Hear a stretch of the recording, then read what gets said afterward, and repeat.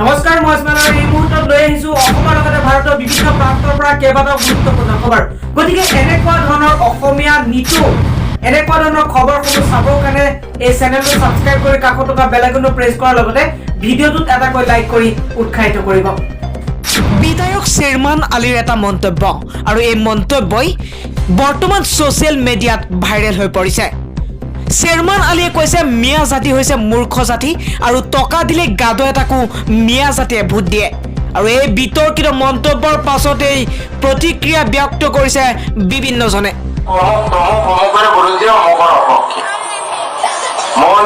মিয়া জাতি ৰাজনৈতিকভাৱে মূৰ্খ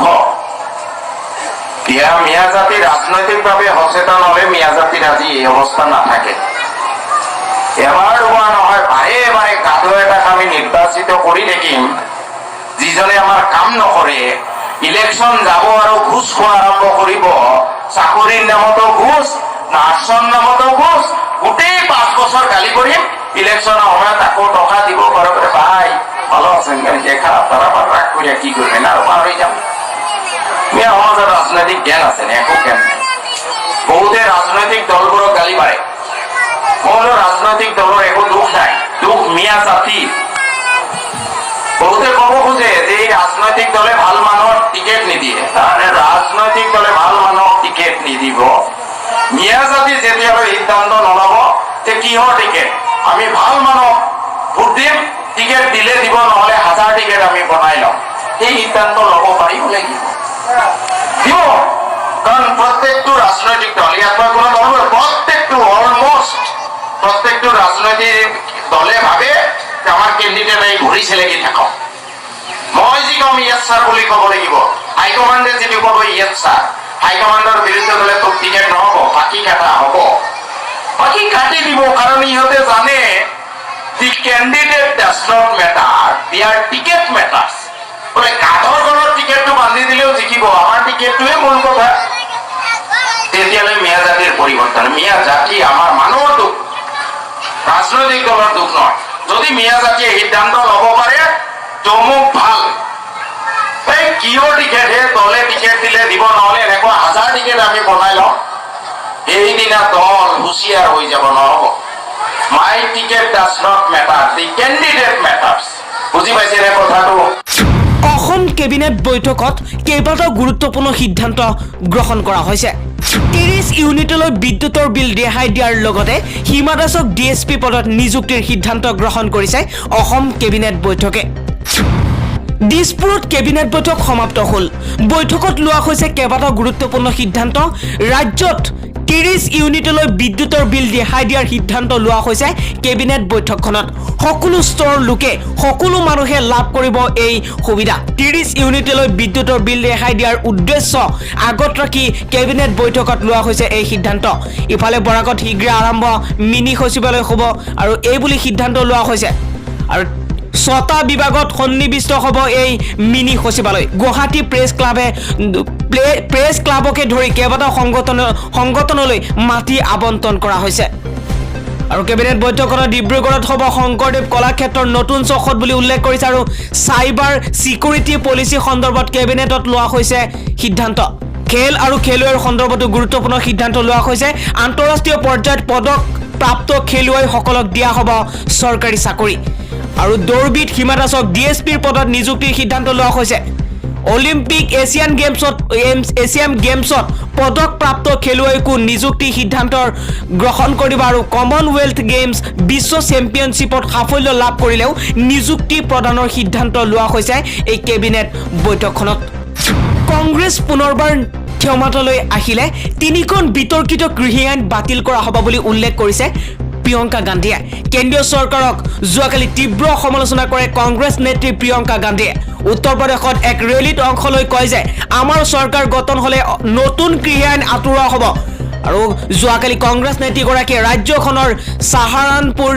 কিষাণ পঞ্চায়তে অনুষ্ঠিত কৰা এক সভাত অংশ লৈছে আৰু প্ৰধানমন্ত্ৰী নৰেন্দ্ৰ মোদী আৰু বিজেপি নেতাসকলে কৃষি আইনৰ বিৰুদ্ধে প্ৰতিবাদ সাব্যস্ত কৰা কৃষকসকলক অপমান কৰা বুলি অভিযোগ উত্থাপনৰ লগতে কৈছে নতুন কৃষি আইন বাতিল হ'ব লাগে আমি যদি শাসনলৈ আহো তেন্তে এই নতুন আইন আঁতৰোৱা হ'ব আৰু এই আইনসমূহ আমি বাতিল কৰিম অসম চৰকাৰৰ উদ্যোগত যোৱাকালি পুনৰবাৰ ঘোষণা কৰা হ'ল এখন নতুন জিলা পাঠশালাত প্ৰশাসনৰ উদ্যোগত আয়োজন কৰা হৈছিল এখন বিশেষ সভা আৰু আনুষ্ঠানিকভাৱে বুধবাৰে স্বীকৃতি প্ৰদান কৰা হ'ল বজালী জিলা মুখ্যমন্ত্ৰী সৰ্বানন্দ সোণোৱালৰ উপস্থিতিত সম্পূৰ্ণ কৰা হ'ল এই কাৰ্য পূৰ্বতে বৰপেটা জিলাত অন্তৰ্ভুক্ত আছিল বজালী আৰু 2016 চনৰ অসম বিধানসভা নিৰ্বাচনী প্ৰচাৰৰ সময়ত বজালীক জিলা হিচাপে ৰূপ দিয়াৰ কথা ঘোষণা কৰিছিল ডক্টৰ হিমন্ত বিশ্ব শৰ্মাই সাৱধান শত্ৰু লগত আহি আছে ৰাফেল বিমান মনুষ্য জাতিয়ে বিচাৰে এক শান্তিপ্ৰিয় পৰিৱেশ যি পৰিৱেশত সকলোৰে সপোন মনোৰাখা হৈ যাতে থাকিব পাৰে সকলোৰে মাজত ভালপোৱা মানৱীয়তা আত্মীয়তা আৰু ত্যাগ থাকে কিন্তু লাহে লাহে যেন এই সকলোবোৰ নাইকিয়া হৈ পৰিছে প্ৰতিখন দেশৰে উদ্দেশ্য হৈ পৰিছে শক্তিশালী হৈ পৰা কিন্তু এতিয়া শক্তিশালী হৈ পৰা দেখিবলৈ পোৱা গৈছে যি তালিকাত এতিয়া ভাৰতৰো নাম আহি পৰিছে ভাৰতত আহিল যুঁজাৰু বিমান ৰাফেল যি বিমানখনে ভাৰতক নিৰাপত্তাৰ ক্ষেত্ৰত বহুখিনি আগুৱাই নিছে আৰু নি থাকিব বিশেষকৈ পাকিস্তানে প্ৰায় যুদ্ধবিৰতি উলংঘা কৰি আৰু লগতে লাডাখত প্ৰতিদিনেই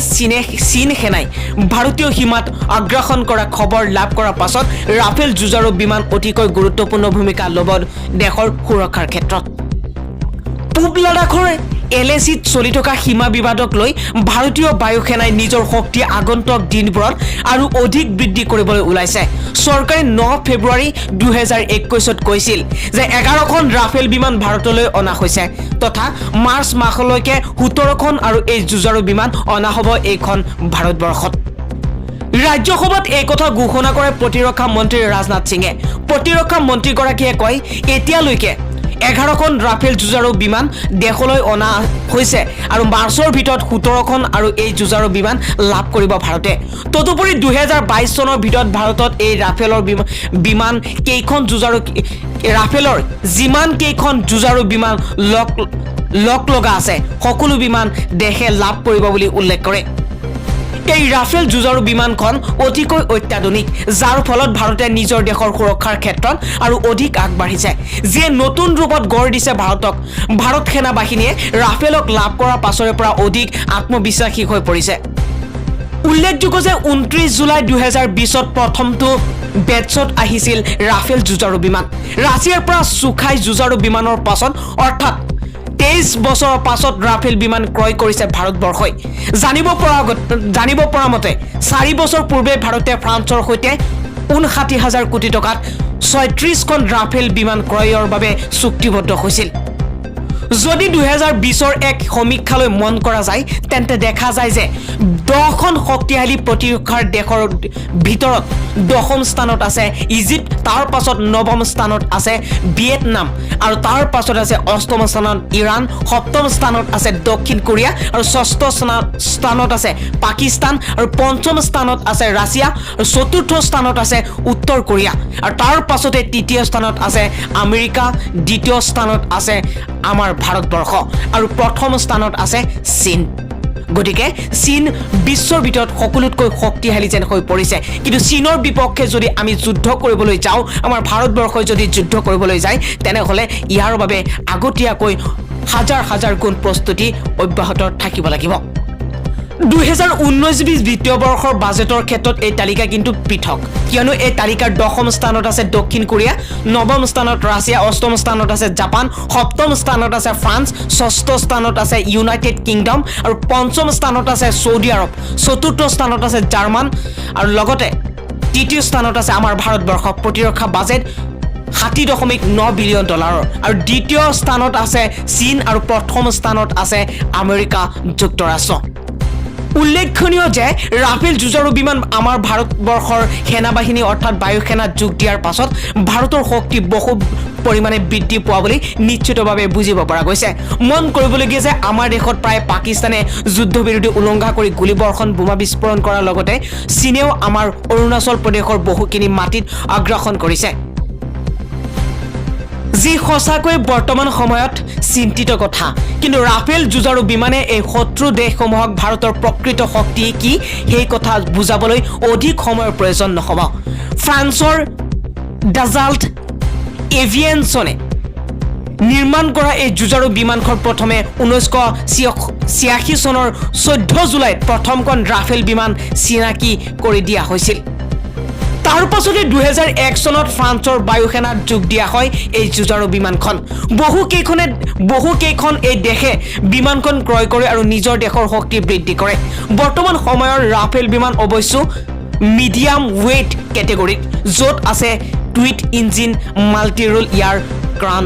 ক্ৰাফ্ট। 5 বছৰীয়া শিশুক দৰ্শন কৰি হত্যা কৰাৰ পৰিণতি কি হ'ব? এইটো এই বলৎকাৰীক এতিয়া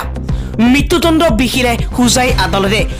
হোজাইৰ শংকৰদেৱ নগৰ অতিৰিক্ত জিলা আৰু ছেছন ন্যায়াধীশৰ আদালতে বুধবাৰে প্ৰদান কৰিছে এই ঐতিহাসিক ৰায়। শিশুক বলৎকাৰ কৰি হত্যা কৰা অপৰাধত এজনক মৃত্যুদণ্ডৰ ৰায় দিলে আদালতে। উল্লেখযোগ্য যে 2020 চনৰ 26 ফেব্ৰুৱাৰীত হোজাইৰ দাৰিয়া বস্তিৰ এটি 5 বছৰীয়া ফুলকুমলীয়া কন্যাক প্ৰতিবেশী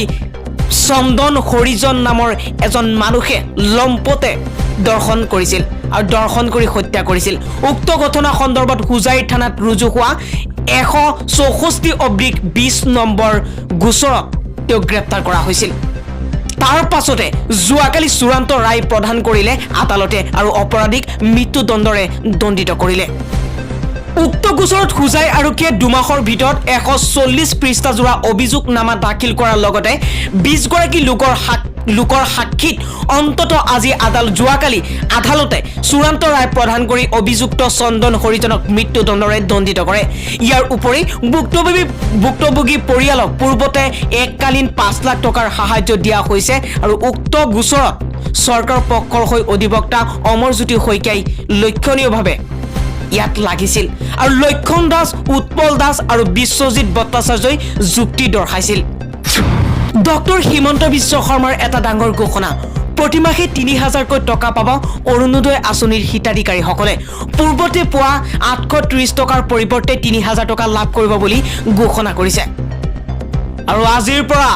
পৰা 2 লাখ আত্মসহায়ক গোটে 50,000কৈ টকা লাভ কৰিব বুলি ঘোষণা কৰিছে মন্ত্ৰী ডক্টৰ হিমন্ত বিশ্ব শৰ্মাই। আৰু আজিৰ পৰাই লাভ কৰিব এই আত্মসহায়ক গোটৰ 2 লাখ হিতাধিকাৰীয়ে 50,000কৈ টকা লাভ কৰাৰ কথা ঘোষণা কৰিছে আৰু তেওঁলোকে এই টকা লাভ কৰিব বুলি হিমন্ত বিশ্ব শৰ্মাই ঘোষণা কৰে। লগতে হিমন্ত বিশ্ব শৰ্মাই লগতে এই কথা ঘোষণা কৰিছে যে 830 টকা নহয়, এতিয়া 3000কৈ টকা প্ৰতিমাহে প্ৰতিটো দৰিদ্ৰ পৰিয়ালক দিব বুলি প্ৰতিশ্ৰুতি দিছে। কিন্তু এই ক্ষেত্ৰত বহুত মানুহে প্ৰতিক্ৰিয়া ব্যক্ত কৰিছে যে ইয়াৰ নিৰ্বাচন কেন্দ্ৰিক ইয়াত প্ৰলোভন নেকি? ইয়াক লৈ বৰ্তমান চিন্তিত হৈ পৰিছে বহু লোক। আৰু লগতে আজিৰ পৰা 25,000 টকাকৈ দিয়া হ'ব এই যি মহিলা গোট, যিটো ঘূৰ্ণীয়মান পুঁজি লাভ কৰা নাই, তেওঁলোকে আজিৰ পৰা লাভ কৰিব 25,000কৈ টকা। ইয়াৰ জৰিয়তে প্ৰায় 2 লাখ মহিলা গোটক ৰাজ্য চৰকাৰে দিব 600 কোটি টকা। আৰু এই কথা ঘোষণা কৰিছে খুদ অসমৰ শিক্ষামন্ত্ৰী, স্বাস্থ্যমন্ত্ৰী, বিত্তমন্ত্ৰী ডক্টৰ হিমন্ত বিশ্ব শৰ্মাই। বিশ্বৰ সকলোতকৈ ডাঙৰ ৰাষ্ট্ৰ আমেৰিকা যুক্তৰাষ্ট্ৰৰ ৰাষ্ট্ৰপতি জো বাইডেনে প্ৰধানমন্ত্ৰী নৰেন্দ্ৰ মোদীৰ সৈতে টেলিফোনিক বাৰ্তালাপ কৰিলে। জো বাইডেনে ৰাষ্ট্ৰপতি হিচাপে শপত লোৱাৰ পিছত প্ৰথম চুবুৰীয়া দেশ কানাডা আৰু মেক্সিকোৰ পিছত নাটোৰ সহযোগী 5 দেশৰ লগতে ৰাছিয়াৰ ৰাষ্ট্ৰপতি ভ্লাদিমিৰ পুটিনৰ সৈতে টেলিফোনিক বাৰ্তালাপৰ পিছত ৰাষ্ট্ৰপতি বাইডেনে ভাৰতৰ প্ৰধানমন্ত্ৰী নৰেন্দ্ৰ মোদীৰ সৈতে বাৰ্তালাপ কৰে। ৰাষ্ট্ৰপতি জো বাইডেনে 2 গণতান্ত্ৰিক দেশৰ দ্বিপাক্ষিক সম্পৰ্কক অধিক উন্নত পৰ্যায়লৈ নিয়াৰ পোষকতা কৰে। বাইডেন আৰু মোদীৰ টেলিফোনিক বাৰ্তালাপৰ সময়ত 2 দেশৰ মাজত সম্পৰ্কক প্ৰাধান্য দিয়াৰ লগতে আন্তৰ্জাতিক বিষয়ক লৈ আলোচনা কৰা হয়। বাৰ্তালাপৰ সময়ত প্ৰধানমন্ত্ৰী নৰেন্দ্ৰ মোদীয়ে আইন আধাৰিত আন্তৰ্জাতিক নিৰ্দেশ ভাৰতে মানিবলৈ প্ৰতিশ্ৰুতিবদ্ধ বুলিও ঘোষণা কৰে।